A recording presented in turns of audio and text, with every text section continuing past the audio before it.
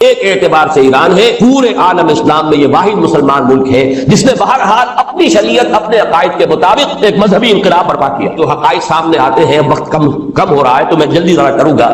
ان میں سے نمبر ایک ایران ہے۔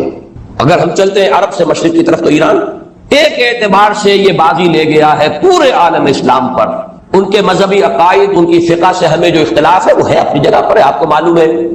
میرے بارے میں کسی کو اشتباہ نہیں ہو سکتا اس اعتبار سے، میری جس درجے دشمنی رکھی گئی ہے، جس طرح میرے سر کا جو ہے مطالبہ ہوتا تھا، دو ہی آدمی تھے پاکستان میں کہ جن کے سر مانگے گئے، ایک کراچی کے وہ شاہ بلیغ الدین صاحب اور ایک نے، تو اس حوالے سے وہ اپنی جگہ پر اختلاف ہے، لیکن اس حقیقت کا اعتراف کیے بغیر نہیں رہا جا سکتا۔ پورے عالم اسلام میں یہ واحد مسلمان ملک ہے جس نے بہرحال اپنی شریعت اپنے عقائد کے مطابق ایک مذہبی انقلاب برپا کیا، اور پورے عالم اسلام میں مذہبی سطح پر حکومت کی سطح پر فنڈامنٹلسٹ صرف ایک ملک ہے، یا دوسرا جو ہے تھوڑا سا وہ ہے سوڈان، لیکن اس کی اہمیت اس لیے نہیں کہ وہ کسی عوامی انقلاب سے نہیں بنا، بلکہ وہ تو فوجی انقلاب سے شکل بنی جو بھی بنی۔ اللہ کرے اس میں استقامت ہو، اس سے یقینی کو نتیجہ برآمد ہو جائے۔ خبریں بھی اچھی آ رہی ہیں، لیکن میں جو دنیا کا جو پرسپیکٹو ہے اس کے حوالے سے عرض کر رہا ہوں کہ اس پہلو سے ایران ان کا ٹارگٹ ہے، ٹارگٹ نمبر 1 ایک خاص اعتبار سے۔ ٹارگٹ نمبر 1 ایک دوسرے اعتبار سے ہم ہے، وہ میں بعد میں عرض کروں گا۔ چونکہ حکومت کی سطح پر فنڈامنٹلزم ہے اور وہ آیا ہے ایک عوامی انقلاب کے نتیجے میں، پھر ان کے پاس تیل کی دولت ہے، اس کے خلاف اکنامک سینکشنز بھی ہو جائے تو اگر لیبیا کھڑا ہو سکتا ہے تو بہرحال وہ بھی کھڑا ہو سکتا ہے، اور نقشہ وہ دنیا کو دکھا چکا ہے کہ لڑا دے ممولے کو شہباز، یہ نقشہ بھی اس نے دکھا دیا۔ یہ ہے ایران کا معاملہ، جو قوت حاصل، جس قدر دولت انہوں نے وہاں جمع کی ہے، وہاں کے جس طریقے سے جکڑ لیا ہے حکومتوں کو۔ فرنگ کی رگے جہاں پنجائے یہود میں ٹھیک 100 سال پہلے علامہ اقبال یہ مشاہدہ کر کے آ گئے تھے یورپ، اور کون دیکھنے والا تھا کہ وہاں کیا ہو رہا ہے، بیہائنڈ دی سین کیا ہے، سامنے کیا ہے، پردے کے پیچھے کیا ہے۔ فرنگ کی رگے جہاں پنجائے یہود، اس وقت فرنگ کا امام تھا برطانیہ، یہ وہ سلطنت تھی جس پر سورج کبھی غروب نہیں ہوتا تھا۔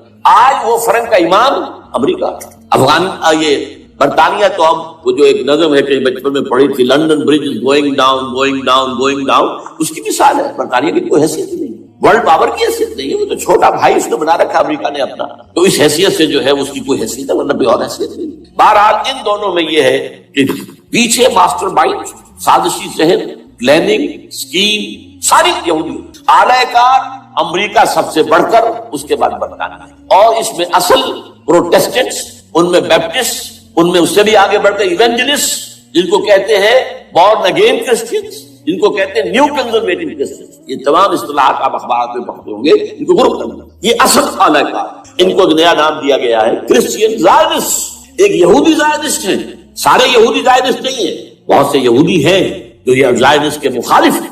چنانچہ میری ہوسٹن میں ملاقات ہوئی تھی ڈاکٹر وشو براڈ، بہت بڑا پروفیسر ایمیریٹس یہودی، لیکن یہ کہ اس نے کہا، پہلے اجتماع میں کہا، ہمارا اجلاس تھا وہاں پر، ہم نے یہ جو ہے بلایا تھا ایک یہودی، ایک عیسائی اور ایک مسلمان، تینوں جو ہے وہ تقریریں کریں۔ نے کہا تھا کہ وی آر ناٹ سپورٹنگ اسرائیل۔ اس نے وہ عیسائی جو آیا ہوا تھا پروفیسر، اس نے کہا they are supporting Israel, we are not supporting. اسی طرح میری جو ہوئی تھی round table conference, round table, اس میں ایک یہودی پروفیسر تھے، وہ ہسٹری کے پروفیسر، میں نام بھول رہا ہوں ان کا، انہوں نے کہا آئی ایم اینٹی زائنسٹ، میں زائنسٹ کے خلاف۔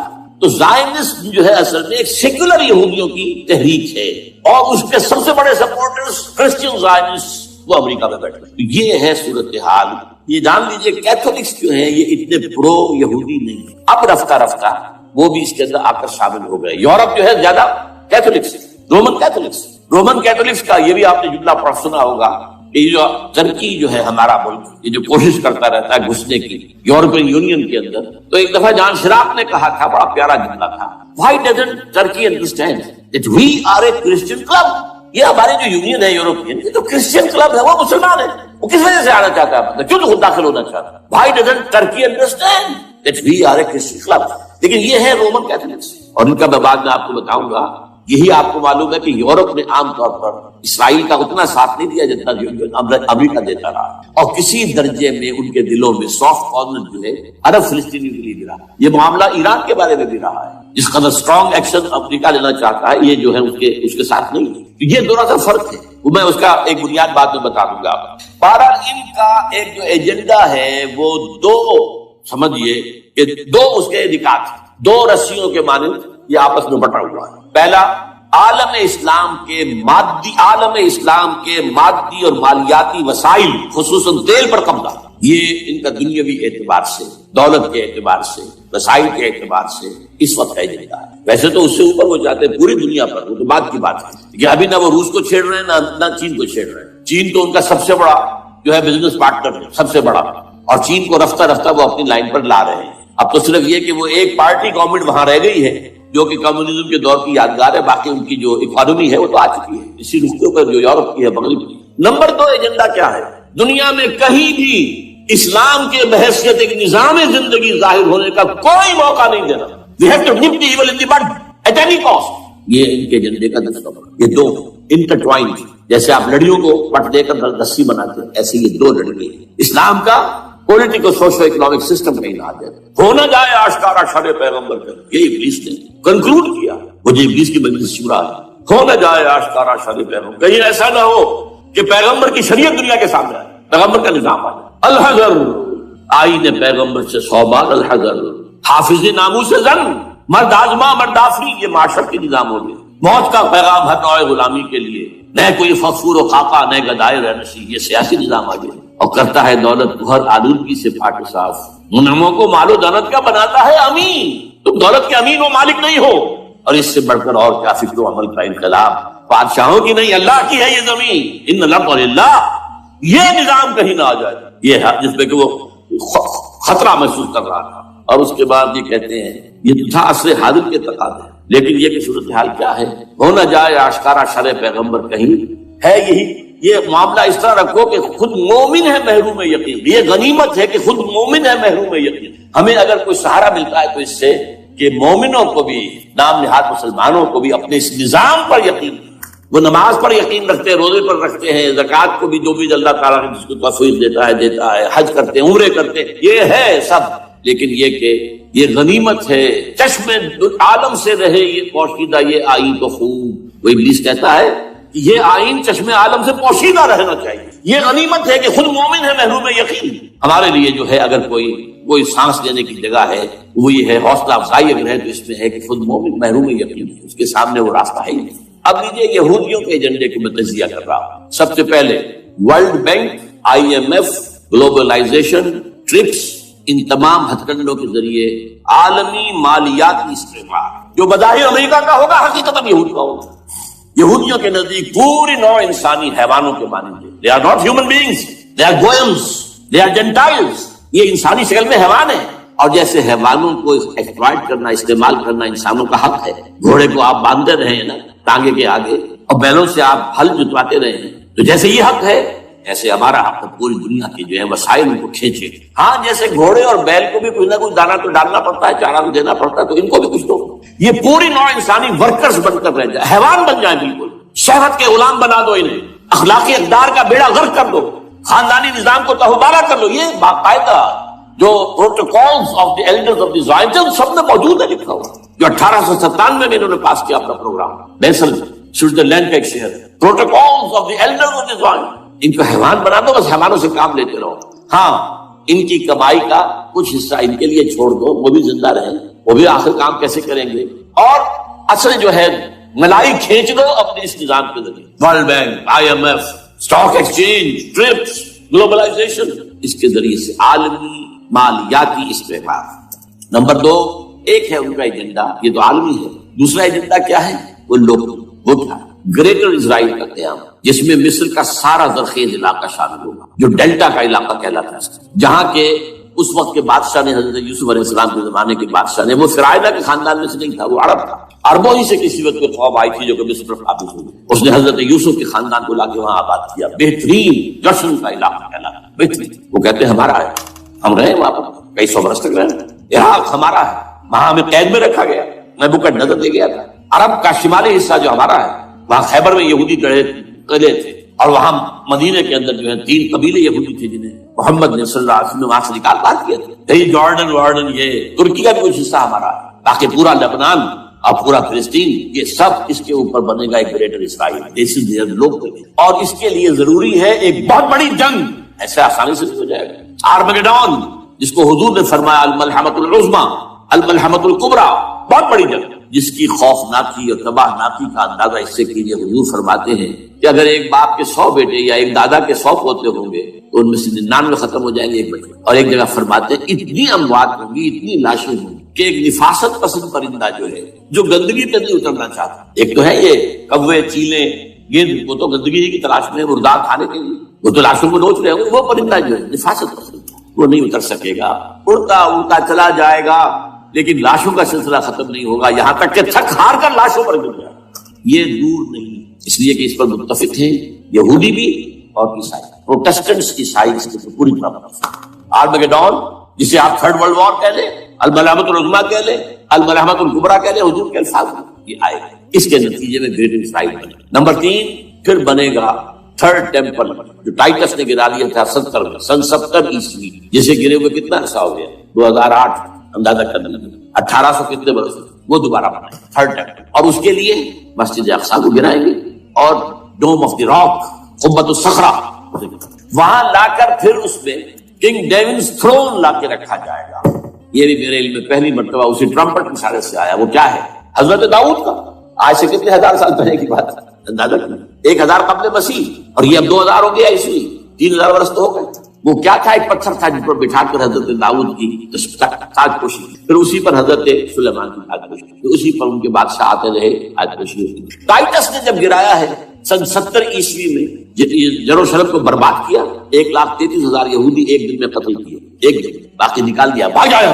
اس کو کہتے ہیں diaspora that started in 70 AD.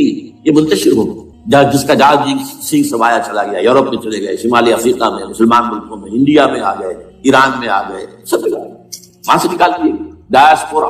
بہرحال وہاں سے وہ ٹائٹس وہ پتھر لے گیا، وہ روم میں لے گیا. روم سے کسی طرح وہ آئرلینڈ پہنچ گیا. آئرلینڈ پیور کیتھولک ملک ہے، آپ کو معلوم ہے، اور وہاں پر پروٹیسٹنٹس کی اور کیتھولکس کی جنگیں ہوتی رہتی. کبھی بھی شیعہ سنی مسلمانوں کی اس طور سے خانہ جنگی نہیں ہوئی ہے جیسے کہ وہاں ان دو عیسائیوں میں کیتھولکس اور پروٹیسٹنٹس میں ہوتی.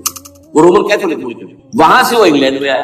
انگلینڈ میں جب آ گیا، بلکہ وہاں سے اسکاٹ لینڈ سے انگلینڈ میں پھر اس کو ایک کرسی کے اندر اس کی سیٹ کی حیثیت سے بنا کر ایک تھرون کی شکل دے دی. اور وہ جو ویسٹ منسٹر ایبے، برطانیہ کے پارلیمنٹ کے ساتھ جو چرچ ہے، ویسٹ منسٹر ایبے، وہاں اس کو لا کے رکھ دیا گیا. اس وقت سے برطانیہ کے بادشاہوں اور ملکاؤں کی تاج پوشی وہاں ہوئی. تو ایک یہ ہے کہ پھر اس کو لا کر وہاں رکھیں گے. اب یہاں سے اختلاف ہے. یہ دونوں یہاں تک عیسائیوں کا یہودیوں کا ایجنڈا ایک، یہاں اختلاف ہے. یہودیوں کے نزدیک ان کا مسیح آئے گا اور وہ وہاں بیٹھ کر پوری دنیا پر راج کرے گا. وہ مسیح جس کی خبر دی گئی تھی شروع کی کتابوں میں، جو تورات کی اب ابتدائی کتابیں ہیں، وہ تو حضرت مسیح کی شکل میں آ گئے. دی پروفیسی واز فلفلڈ. یہودیوں نے نہیں مانا، انہیں تو قرار دیا جادوگر ہے، کافر ہے، مرتد ہے، ولد الزنا ہے، اور اپنے بس پڑھ کر سوری پر چڑھا دیا. تو دوسری بات ہے اللہ نے کیا کیا، وہ ایک علیحدہ مسئلہ. چنانچہ یہ کہ سچویشن از ویکنٹ، وہ مسیحا کی جگہ ابھی باقی ہے ان کی، and they are waiting for ہم. تو وہ آئے گا اور وہ یہاں اس تخت داؤد پر بیٹھ کر پوری دنیا پر. عیسائیوں کا کہنا کیا ہے کہ در حقیقت حضرت مسیح نازل ہوں گے، سیکنڈ کمنگ آف جیسس، اس کو ہم بھی مانتے ہیں. اگرچہ ہوگا کیسے، حالات و واقعات کا کیا ہمارے نزدیک رنگ ہے وہ مختلف ہے، وہ ویسے بیان نہیں کر سکتے. حضرت مسیح علیہ السلام کے اس تخت پر بیٹھیں گے ان کے عیسائیوں کے خلاف. چنانچہ پوپ جو مر گیا ہے، پال سیکنڈ، اس کو یہ ٹرمپٹ والے کہتے ہیں شیطان. اور ان کا کہنا یہ ہے کہ اس شیطان نے the old ancient Roman holy Roman empire کو ریوائیو کیا ہے یونائٹڈ یورپ بنا کر. اور ان کا مقصد کیا ہے کہ یہ فلسطین میں ایک رومن کیتھولک حکومت قائم کرنا چاہتا ہے. یہودی اپنی حکومت چاہتے ہیں جو ہے، اور وہ اپنی حکومت چاہتا ہے. یہ ان کا کہنا ہے. یہ میں نہیں جانتا کہ اس میں کس حد تک ایک دوسرے پر الزام درست. لیکن جیسے کہ آپ کو معلوم ہے کہ انڈونیشیا کے اندر بھی ہوا تھا، ایک جزیرے کو تقسیم کر دیا، ایک حصہ جو ہے اس کا وہ رومن کیتھولک ریاست بن گیا. شاید نائجیریا میں بھی اس طرح کا معاملہ ہوا ہے تھوڑے علاقے وغیرہ وغیرہ. تو یہ ہے.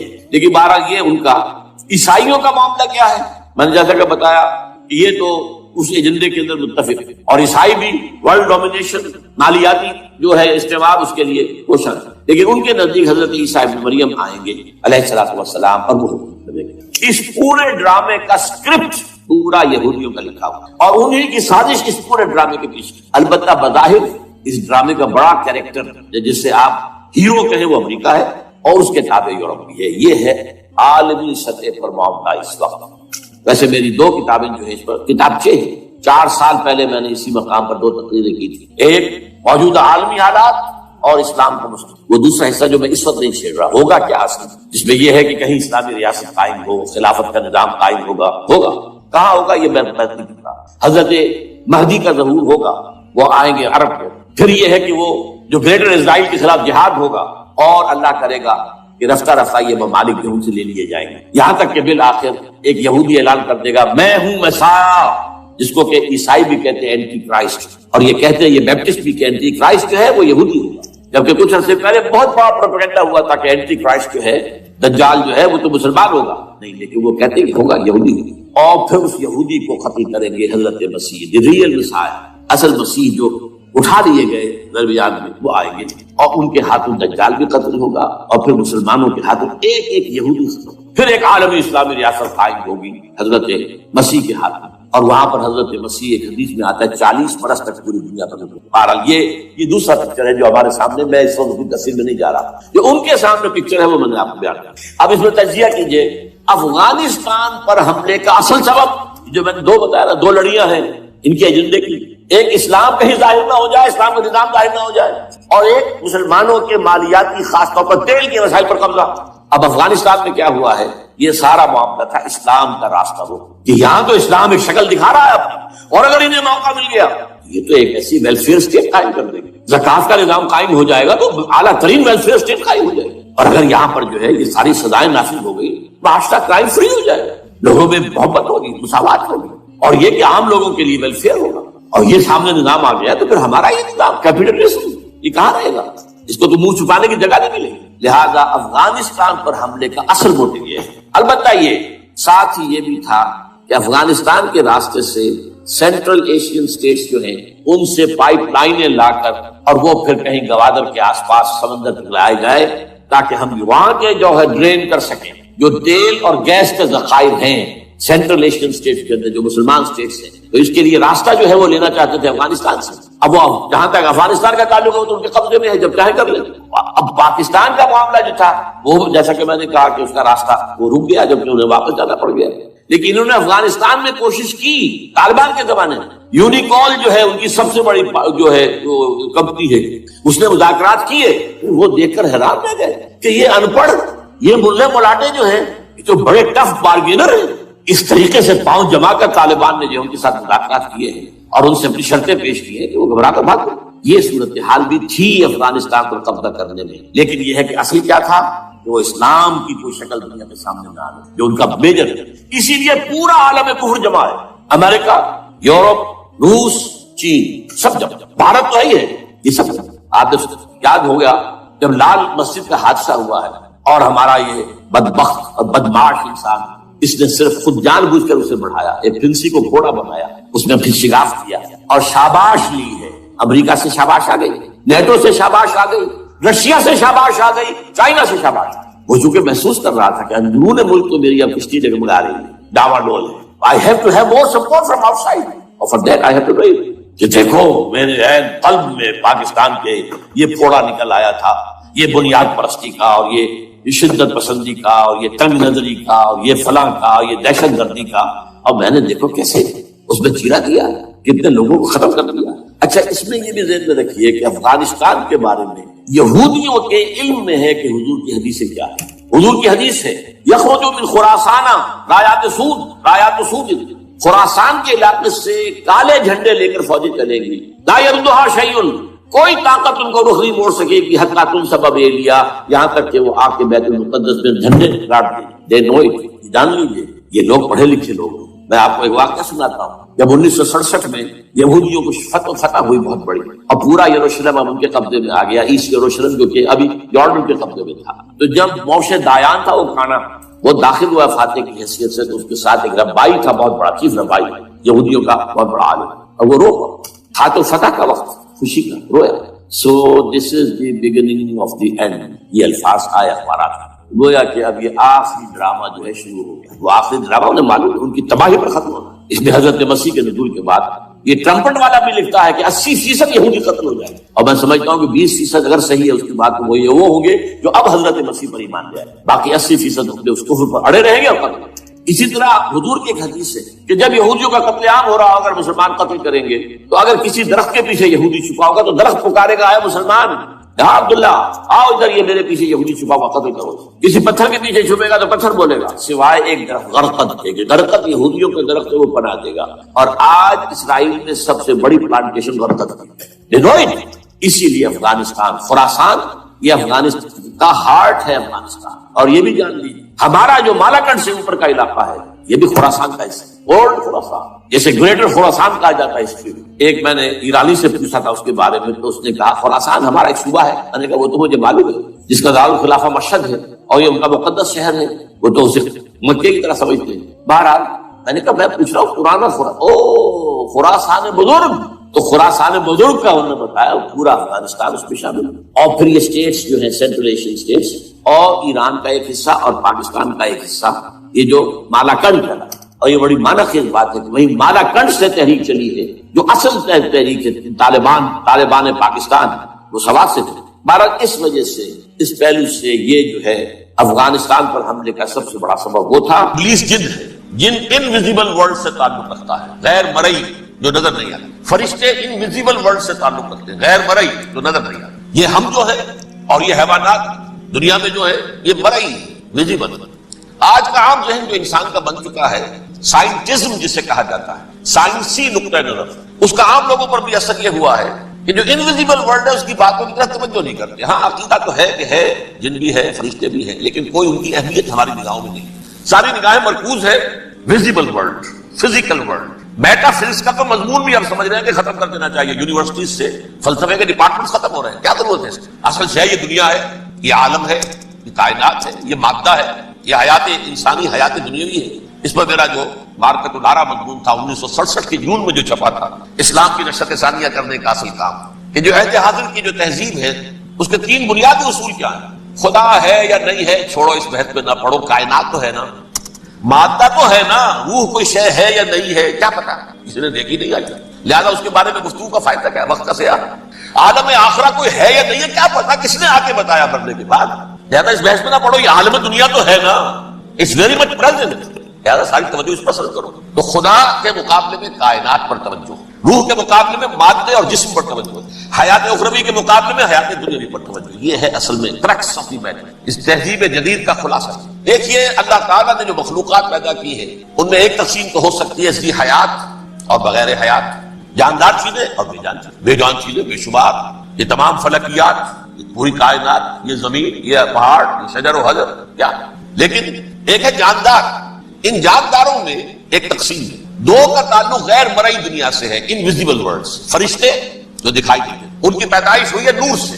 دوسرے جنات جو انسانوں سے پہلے پیدا کیے گئے، آدم سے پہلے. والجان خلقناه من قبل من نار السموم، جنات کو تو ہم بہت پہلے پیدا کر چکے تھے آگ کی نور سے، وہ بھی نظر نہیں آتے. تیسرے انسان اور اس دنیا میں جتنے بھی حیوانات ہیں، ان کا جو مادہ ہے وہ ارض، یہ زمین ہے، یہ مٹی سے بنے، تراب سے بنے، کرسٹ آف دی ارتھ سے بنے. اب ان میں ایک تقسیم ہے، ایک وہ ہے ان تمام میں شعور تو ہے، حیوانات میں بھی شعور ہے، خود شعوری جسے کہتے ہیں سیلف کانشسنس، یہ صرف 3 میں ہے، فرشتہ، جن اور انسان.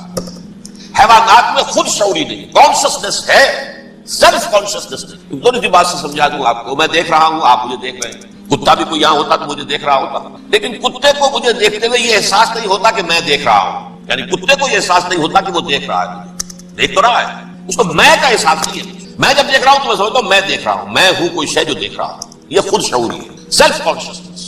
کسی بھی کام کو کرتے ہوئے اپنے وجود کا احساس، میرا فیصلہ ہے، میری رائے ہے، یہ ہے در حقیقت سیلف کانشسنس، انا، سیلف، خودی. یہ حیوانات میں نہیں ہے، یہ ہے صرف ملائکہ، جنات اور انسان. اب یہاں مسئلہ پڑ گیا، بڑا پرپیچ مسئلہ. اللہ تعالیٰ نے پہلے ثانی ارواح کو پیدا کیا نور سے، پھر نار سے پیدا کیا، نار سے، آگ سے جنات کو، پھر مٹی سے بنایا، آدم کا ہیولا، اس میں روح پھونک دی، اب آدم بن گئے. اعلان یہ کر دیا کہ خلافت عرضی جو ہے وہ آدم کو عطا کی جاتی. یہ پیچ پڑ گیا. اس پر تھوڑا سا اشکال تو فرشتوں کو بھی ہوا. قرآن میں ہے سورہ بقرہ کے 4 رکوع میں، اتجعل فیہا من یفسد فیہا ویسفک الدماء ونحن نسبح بحمدک ونقدس لک. پروردگار اس آدم کو تو خلافت دے رہا ہے، زمین کے اندر اختیار دینے کا، یہ تو فساد کرے گا، کوریزی کرے گا. ہم تیری تسبیح و تحمید میں لگے ہوئے ہیں، جو بھی حکم ہو ارشاد ہو ہم بجا لاتے ہیں، تو ضرورت کیا ہے؟ اس کا جواب اللہ نے دیا، انی اعلم ما لا تعلمون. میری مشیت، میری حکمت وہ میں ہی جانتا ہوں، ضروری نہیں کہ تم اس کو شیئر کر سکتے. لیکن یہ جنات میں سے ایک جن تھا عزازیل. اب دیکھیے کہ جنات کو ایک قرب حاصل ہے ملائکہ کے ساتھ. کیوں؟ وہ نور سے پیدا کیے گئے، یہ نار سے پیدا کیے، کتنا قرب ہے دونوں. انسان پیدا کیا گیا مٹی سے، مٹی انرٹ ہے، آگ بھڑکتی ہے، اوپر اٹھتی ہے، شعلہ زنگ ہوتی ہے، انرجی ہے اس میں. نور اور نار میں بڑا قرب. اور عربی کے ایک قاعدے سے تو یہ ایک ہی لفظ ہے، مادہ ایک ہی ہے، حروف علت جو ہے ایک دوسرے کی جگہ آ جاتی ہے. یہ قرب ہے. اگرچہ زمین و آسمان کا فرق ہے دونوں. فرشتہ نور سے پیدا کیا گیا ہے، وہ پاک ہے، وہ اللہ کے کسی حکم کی خلاف ورزی کر ہی نہیں سکتا. لا یعصون اللہ ما امرهم ویفعلون ما یؤمرون. وہ جو بھی اللہ تعالیٰ حکم دیتا ہے اس کی کوئی معصیت نافرمانی نہیں کرتے، بلکہ جو حکم لیا جاتا مان لیتے. ذرا سا اشکال ہوا تھا، پوچھ لیا، جواب مل گیا، خاموش ہو گئے بس. لیکن عزازیل نامی ایک جن تھا جو ایک تو جن ہونے کی نسبت سے فرشتوں سے کچھ نہ کچھ مماثلت تھی، قرب تھا. دوسرے یہ علم میں، زہد میں، عبادت میں اتنا اونچا تھا، اتنا اونچا تھا، اتنا اونچا تھا کہ یہ ملائکہ ہی کے صف میں شامل. کس نے علم بغاوت بلند کر دیا جب حکم دیا گیا کہ سجدہ کرو آدم کو. اب یہ دیکھیے کس قدر یہ اہم مضمون ہے. آپ سوچ رہے ہیں یہ باتیں آج پہلی مرتبہ ہمیں اس طرح سنائی جا رہی ہیں. یہ باتیں تو علم میں آتی نہیں ہمارے. وجہ کیا ہے؟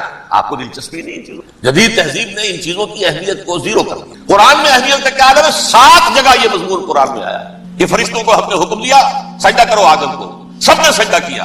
فسجد الملائکۃ کلھم اجمعون، سارے کے سارے، کل کے کل، سب نے مل کر سجدہ کیا آدم کو. اللہ کے حکم سے فوراً تعمیل کر دی. الا ابلیس ابا واستکبر وکان من الکافرین. ابلیس نے نہیں کیا، انکار کیا، استکبار کیا، گھمنڈ کیا. اور اس کو سورہ کہف میں بیان کر دیا گیا. یہ اس لیے کہ وہ اصل میں جنات میں سے تھا، اگرچہ شامل تو تھا فرشتوں میں اس وقت. کان من الجن ففسق عن امر ربہ، وہ اصل میں جنات میں سے تھا. اس وجہ سے وہ اپنے رب کے اس فیصلے کے خلاف کھڑا ہو گیا، سرکشی کی اس میں. یہ معاملہ اتنا اہم ہے. اب آپ سمجھیے کہ 7 مرتبہ سورہ بقرہ، سورہ اعراف، سورہ حجر، سورہ بنی اسرائیل، سورہ کہف، سورہ طٰہٰ، سورہ صاد، 6 مکی صورتوں میں ذکر ہے یہ، اور ایک مدنی صورت سورہ بقرہ. ان میں سے اکثر مقامات پر پھر جب اللہ نے کہا کہ اچھا تم نے یہ سرکشی کی ہے اور ہمارے حکم کی خلاف ورزی کی ہے تو یہاں سے نکل جاؤ، دفع ہو جاؤ، تم مردود ملعون، ان علیک لعنتی الی یوم الدین، اب تجھ پر لعنت رہے گی میری قیامت کے دن. اس نے کہا اچھا پروردگار پھر مجھے ذرا مہلت دے دے، رب فانظرنی الی یوم یبعثون، قیامت تک میری زندگی طویل کر دے. فذهب فإنک من المنظرین، کہہ دیا اچھا جاؤ، تمہاری یہ درخواست بھی ہم نے قبول کی. انہوں نے کہا پروردگار اب میں اس آدم کو بھی گمراہ کر کے چھوڑوں گا اور آدم کی نسل کو تباہ کر کے چھوڑوں گا. انتہائی شدید چیلنج کے انداز میں یہ قرآن مجید میں 4-5 مرتبہ مذکور ہے. میں نے صرف 2 جگہ سے آپ کو اس وقت کوٹ کر کے سنایا تھا. سورہ اعراف میں اللہ تعالیٰ فرماتے ہیں قال، اس پر ابلیس نے کہا فبما اغویتنی، تو اے رب جو تو نے مجھے گمراہ کیا ہے، مجھے دلیل کر دیا، مجھ پر فوقیت دے دی، اس کو انا خیر منہ، میں اس سے بہتر ہوں. خلقتنی من نار وخلقتہ من طین، بنایا تو نے مجھے آگ سے اور اس کو بنایا مٹی سے. پھر مجھ سے مطالبہ کہ میں سجدہ کروں اور میں نے سجدہ نہیں کیا تو تو نے مجھے ملعون قرار دے دیا. قال فبما اغویتنی لأقعدن لهم صراطک المستقیم، اب میں یہ نسل آدم کے لیے اس کو برباد کرنے کے لیے تیری سیدھی راہ کے اوپر گھات میں بیٹھوں گا، سیدھے راستے پر چلنے نہیں دوں گا. ثم لآتینہم من بین ایدیہم، پھر میں ان پر حملہ آور ہوں گا ان کے سامنے سے بھی، ومن خلفہم ان کے پیچھے سے بھی، وعن ایمانہم ان کے داہنی جانب سے بھی، وعن شمائلہم ان کے بائیں جانب سے بھی، ولا تجد اکثرہم شاکرین، اور تو دیکھے گا کہ ان کی اکثریت تیری شکر گزار بندوں پر مشتمل نہیں. یہ چیلنج تھا. اور ایک چھوٹا سا چیلنج سورہ صاد میں آیا ہے، اور یہاں تو اس نے اللہ کے جلال کی قسم کھا کر کہا قال فبعزتک لأغوینہم اجمعین، اے رب تیری عزت، تیرے جلال کی قسم ہے میں ان سب کو گمراہ کر کے چھوڑوں گا. الا عبادک منہم المخلصین، سوائے ان میں سے وہ کچھ لوگ جنہیں تو خالص اپنا بندہ بنا لے، جنہیں تو اپنا بندہ بنا لے. مخلص نہیں، مخلص یہ مفعول ہے، فاعل نہیں ہے، جسے تو بنا لے. بعض لوگوں کو اللہ چن لیتا ہے، هو اجتباک، تمہیں چن لیا ہے. اجتباء وہ بچیں گے جن کو تو اپنی خاص امان میں لے لے گا، باقی میں سب کو گمراہ کر دوں. یہ ہے اصل دنیا میں نوع انسانی کا ابدی دشمن، ازلی سے ابدی تک. اور اس میں نوٹ کیجئے کہ اس کی اصل بنیاد کیا ہوئی؟ 2 لفظ، تکبر اور حسد. استکبر، تکبر، انا خیر منہ، میں اس سے بہتر ہوں. یہ ساری بس کی گانٹھ یہی ہے، سب سے بڑی گمراہی کی وجہ یہی ہے. اسی لیے کہا ہے حدیث میں لن يدخل الجنہ من کان فی قلبہ مثقال حبۃ من کبر، جنت میں ہرگز وہ شخص کبھی بھی داخل نہیں ہو سکے گا جس کے دل میں رائے کے دانے کے برابر بھی کبر. تکبر سب سے بڑا ہے. الکبر ردائی، اللہ فرماتا ہے یہ تکبر یہ تو میری چادر ہے. کوئی شخص تکبر کرتا ہے تو وہ میری چادر گھسیٹ رہا ہے میرے کندھے سے. عرب میں کسی شخص کی توہین کرنی ہوتی تھی تو اس کی چادر گھسیٹتے تھے، ننگا کر دیا گیا. یہ میری ردائی ہے، الکبر ردائی، یہ میری چادر ہے، یہ جامہ مجھے زیب دیتا ہے، مجھ پر راستہ. اور حسد آدم کو جو برتری عطا ہو گئی اس حسد کی آگ میں وہ جل رہا ہے اور اس کا انتقام لینا چاہتا ہے. آدم سے بھی، آدم کو بھی گمراہ کیا، جنت سے نکلوایا. ویسے نکلنا تو انہیں تھا ہی مشیت اذن میں، لیکن فوری طور پر اللہ کے حکم کی خلاف ورزی تو کروائی نہیں. فعصى آدم ربہ فغوى، آدم نے اپنے رب کے حکم کی نافرمانی کی، گمراہ ہوا عارضی طور پر. یہ دوسری بات ہے، توبہ کر لی، اللہ نے توبہ قبول فرما لی، معاف کر دیا. وہ مستقل جو ہے وہ نسل انسانی پر اس گناہ کا اثر متوارث طور پر نہیں آ رہا ہے، ختم ہو چکا معاملہ، ہوا تھا ہو گیا. فتلقى آدم من ربہ کلمات فتاب علیہ انہ هو التواب الرحیم. اور توبہ کی شان یہ ہے جب وہ قبول ہو جائے اللہ کی جناب میں، کیا تائب من الذنب کمن لا ذنب له، گناہ سے توبہ کرنے والا ایسے ہوتا ہے جیسے اس نے کبھی گناہ کیا ہی نہیں. لیکن بارہ کو گمراہ کرنے میں کامیاب ہو گیا حضرت آدم اور حوا کو اور نوع انسانی کی عظیم اکثریت اس کے داؤ میں آئی ہوئی ہے. نہیں کتنے ہیں وہ عباد اللہ المخلصین الا عبادک منهم المخلصین، کتنے جو واقعتاً خالصتاً اللہ کے بندے بن گئے، مجھے اللہ نے اپنا بنا لیا، اپنا قرار دے دیا. اب اس کے ساتھ نوٹ کیجئے، اس ابلیس کے ساتھ ایک فوج بھی ہے جسے قرآن مجید میں کہا گیا ہے یہ اس کی پارٹی حزب الشیطان، یہ اکیلا نہیں ہے. ایک تو وہ عزازیل ہے، اس کی طویل ترین عمر اللہ نے دے دی، وہ تو قیامت تک رہے گا. باقی بھی جنات جو ہیں ان کی نسل میں سے، یا اس کی نوع میں سے، اس کی نسل میں سے جنات کی عمریں انسانوں کی عمروں سے زیادہ ہیں، بہت زیادہ ہیں، لیکن پھر بھی اتنی نہیں ہے. یہ خاص ہے اس کا معاملہ کہ اس نے کہا تھا رب انظرنی الی یوم یبعثون، مجھے دے دے مہلت اس وقت تک تاکہ میں ثابت کر کے دکھا دوں کہ جسے تو نے یہ خلافت دیا یہ اس کا اہل نہیں ہے. Let me prove this point ولا تجد اکثرهم شاکرین، تو ان کی اکثریت کو شکر گزار نہیں پائے گا. وہ ابلیس جو ہے وہ ریکروٹ کرتا ہے اپنے فوجی، اول تو خود جنات جو اس کے نمبر 1 لشکری ہے. قرآن مجید میں اس کا اشارہ دیا گیا ہے انہ یراکم هو وقبیلہ من حیث لا ترونہم. دیکھو لوگوں، اے انسانوں، وہ ابلیس لعین عزازیل اور جو اس کی قبیلے کے لوگ ہیں، جنات ہیں، وہ تمہیں وہاں سے دیکھتے ہیں، تاکتے ہیں اور حملہ کرتے ہیں جہاں سے تم انہیں نہیں دیکھتے. وہ غیر مرئی ہے، انویزیبل ہے، تمہیں نظر نہیں آتے. ویزیبل دشمن کا بات کو روک لو گے، انویزیبل کا کیسے روکو گے؟ انہ یراکم هو وقبیلہ، اکیلا ہی نہیں ہے وہ تو تمہیں تاکتا ہے، تم پر حملہ کرتا ہے، گھات میں لگ کر جو ہے تمہارے اوپر حملہ کرتا ہے، وہ بھی اور اس کے ساتھ اس کے قبیلے کے لوگ جنات بھی، من حیث لا ترونہم، جہاں سے کہ تم انہیں نہیں دیکھتے. لیکن اس کے علاوہ وہ انسانوں میں سے بھی ریکروٹ، رنگ روٹ، وہ جو ہے ان کو اپنے پاس رکھتا ہے فوج کے. جس کی سب سے بڑی مثال کیا ہے؟ سورہ مجادلہ میں اللہ تعالیٰ نے منافق، حالانکہ وہ کون تھے؟ بظاہر حضور کا کلمہ پڑھنے والے، حضور کے پیچھے نماز پڑھنے والے، اسلام کا دعویٰ کرنے والے، ان کو اللہ فرماتا ہے اولئک حزب الشیطان الا ان حزب الشیطان هم الخاسرون، یہ شیطان کی پارٹی کے لوگ. وہاں مقابلے میں آیا ہے اولئک حزب اللہ الا ان حزب اللہ هم المفلحون. یہ دو پارٹیاں ہیں، حزب اللہ اللہ کی پارٹی جو اس کے مخلص بندے ہیں وہ اللہ کی پارٹی، اور جو شیطان کے مرید بن گئے اس کے ہاتھ پر بیعت کر لی